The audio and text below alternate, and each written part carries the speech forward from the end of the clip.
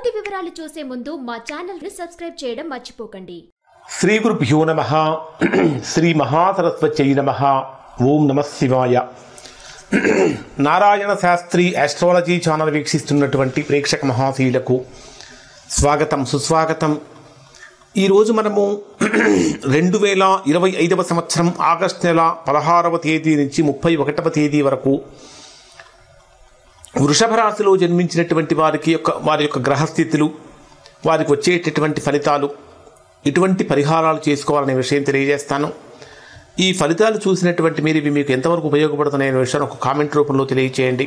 అలానే ఒక ప్రత్యేకమైన విజ్ఞప్తి ఏమిటంటే, నారాయణ శాస్త్రి ఆస్ట్రాలజీ ఛానల్కి దాదాపుగా 3,50,000 మంది సబ్స్క్రైబర్లు ఉన్నారు. అయినప్పటికీ కూడా చాలా తక్కువ మంది ఆ బెల్ సింబల్ ప్రెస్ చేసుకోకపోవటం వల్ల ఎక్కువ మందికి వీడియోలు అందట్లేదు. దయచేసి వీడియో చూసినటువంటి ప్రతి ఒక్కరూ, సబ్స్క్రైబ్ చేసుకున్నటువంటి ప్రతి ఒక్కరూ కూడా ఆ బెల్ సింబల్ టచ్ చేసుకోండి. తద్వారా అన్ని వీడియోలు మీకు వెంటనే తిరిగి వస్తాయి. మీకు ఇక్కడ వృషభ రాశి వారి యొక్క గ్రహస్థితిని కనుక పరిశీలిస్తే, రాశ్యాధిపతి అయినటువంటి శుక్రుడు రాశికి 2 మరియు 3 స్థానాలలో సంచరిస్తున్నాడు. ప్రధానంగా తీసుకుంటే మీ జన్మరాశికి 2వ స్థానంలో గురుడు సంచరిస్తున్నాడు.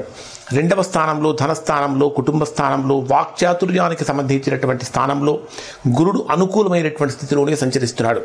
అయినప్పటికీ కూడా వృషభ రాశికి అష్టమాధిపతి గురుడు కాబట్టి 2వ స్థానంలో సంచరిస్తున్నటువంటి కారణం చేత, పైగా రాశ్యాధిపతితో కలిసి సంచరిస్తున్నటువంటి కారణం చేత ఊహించినటువంటి విధంగా ఖర్చులు పెరిగిపోతూ ఉంటాయి. అలానే కుటుంబంలో ఏదైనా ఒక నిర్ణయం కనుక తీసుకోవాలంటే విపరీతమైనటువంటి చర్చలు జరిగే అవకాశం ఎక్కువగా ఉంటుంది. ఇది ఆర్థికంగా పెట్టుబడులకు చాలా అనుకూలమైనటువంటి కాలం అని చెప్పాలి. కానీ పెట్టుబడులు పెట్టేటటువంటి ముందు జాగ్రత్తగా ఆ డాక్యుమెంట్స్ ఏవైతే ఉంటాయో అవి పరిశీలన చేయాలి అనేది ప్రధానంగా చెప్పదగినటువంటి సూచన. ఇక ఈయన శుక్రుడు కనుక పరిశీలిస్తే, 2వ స్థానంలో సంచరించేటటువంటి శుక్రుడు 20వ తేదీ వరకు 2వ స్థానంలోను, 21వ తేదీ నుంచి 3వ స్థానంలోనూ సంచరిస్తాడు. సో శుక్రుడు 2, 3 స్థానాలలో సంచరించేటప్పుడు బంగారం కానీ, అలంకారం వంటి వస్తువులపైన కానీ ఖర్చులు అంటే ఎక్కువగా కొనాలనే కోరిక పెరుగుతూ ఉంటుంది. దానితో పాటు సోదరుల నుంచి, స్నేహితుల నుంచి మంచి సహాయ సహకారాలు పెరుగుతూ ఉంటాయి.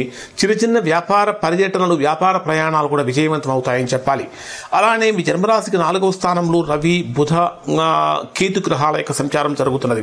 జన్మరాశికి 4వ స్థానంలో సంచరించేటటువంటి రవి యొక్క ప్రభావం కారణం చేత గృహ సౌఖ్యం కలుగుతుంది. వాహన లాభాలు కలుగుతూ ఉంటాయి. భూ లావాదేవీలు అంటే భూ సంబంధమైన లావాదేవీలు అనుకూలంగా మారుతూ ఉంటాయి. కానీ రవికేతు గ్రహాల యొక్క సంయోగం ఉండటం వల్ల కొన్నిసార్లు కుటుంబంలో ఆలోచనల్లో అంటే తీసుకునే నిర్ణయాలలో కానీ, చేసేటటువంటి ఆలోచనలు కానీ విభేదాలు కలిగే అవకాశాలు ఉంటాయి. అలానే 4వ స్థానంలో సంచరించేటటువంటి బుధుడి యొక్క ప్రభావం కారణం చేత మీకు కొన్ని పత్రాల మీద కొన్ని డాక్యుమెంట్స్ మీద సంతకం చేసేటప్పుడు కానీ, వాహనాలకు సంబంధించిన రిజిస్ట్రేషన్ సంబంధించినటువంటి విషయాల్లో కానీ, లేదా రియల్ ఎస్టేట్ లావాదేవీల్లో కానీ పురోగతి కనిపిస్తూ ఉంటుందని చెప్పాలి. ఇక్కడ బుధకేతు గ్రహాల యొక్క కలయిక కొద్దిగా నిర్ణయాలు ఆలస్యంగా జరుగుతాయి అని చెప్పాలి. అలానే కుజుడు కన్యా రాశిలో సంచరించేటప్పుడు క్రియేటివిటీ పెరుగుతుంటుందని చెప్పాలి. పిల్లలు అంటే కాంపిటేటివ్ ఎగ్జామ్స్ రాసేటటువంటి వారు, అలాగే చదువు అంటే హైయర్ ఎడ్యుకేషన్కి వెళ్ళేటటువంటి వారికి కొంచెం శ్రమ ఎక్కువగా ఉన్నప్పటికీ మంచి ఫలితాన్ని పొందుతారు. కొంచెం అంటే విపరీతమైన ఆవేశం కాకుండా ఆలోచనతో చేసేటటువంటి పనుల వల్ల మంచి ఫలితం ఉంటుంది. కానీ కుజశని గ్రహాల యొక్క పరస్పర దృష్టి కారణం చేత కొద్దిగా ఒత్తిడి పెరిగే అవకాశం ఉంటుంది. అలానే శని భగవానుడు మీనరాశిలో అంటే 11వ స్థానంలో సంచరిస్తున్నాడు. ఈ శని భగవానుడు యొక్క కారణం చేత వృషభ రాశి వారికి లాభాలు కలుగుతూ ఉంటాయి. మిత్రుల యొక్క సహాయ సహకారాలు పెరుగుతూ ఉంటాయి.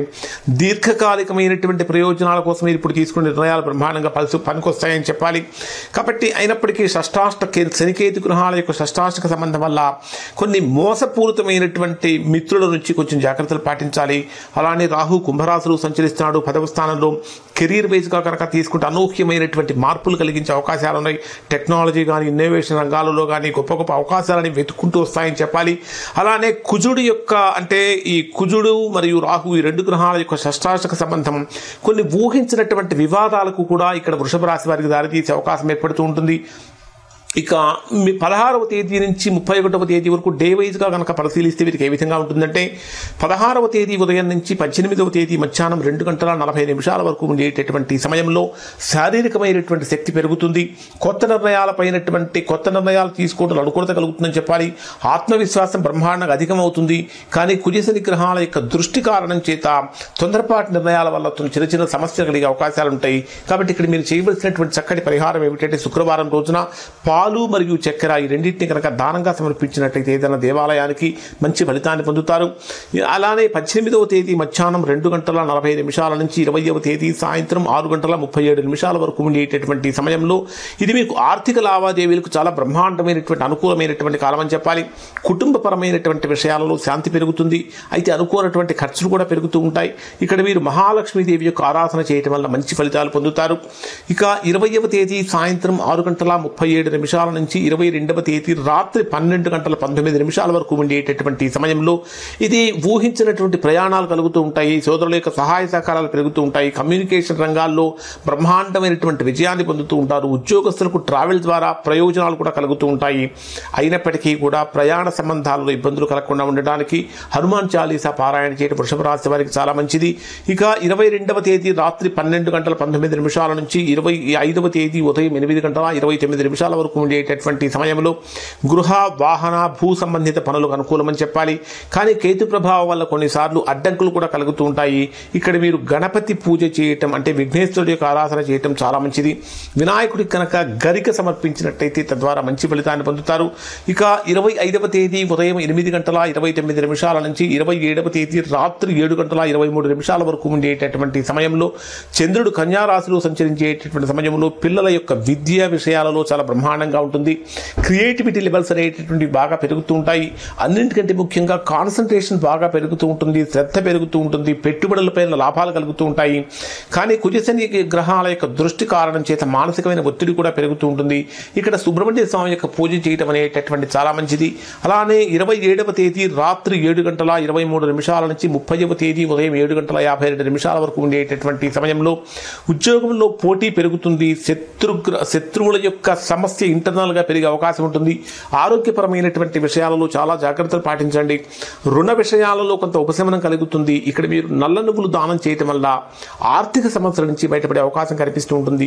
ఇక 30వ తేదీ ఉదయం 7:52 నుంచి 31వ తేదీ రాత్రి వరకు ఉండేటటువంటి సమయంలో భార్యాభర్తల మధ్య ఉండేటటువంటి అనుబంధం బలపడుతుంది.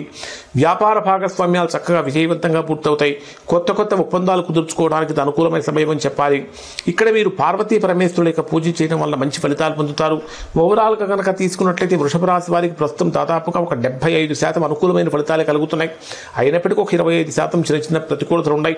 ఇప్పుడు నేను చెప్పినటువంటి ఫలితాలు దాదాపుగా 90% మందికి 90% ఫలితాలు వర్తిస్తాయి.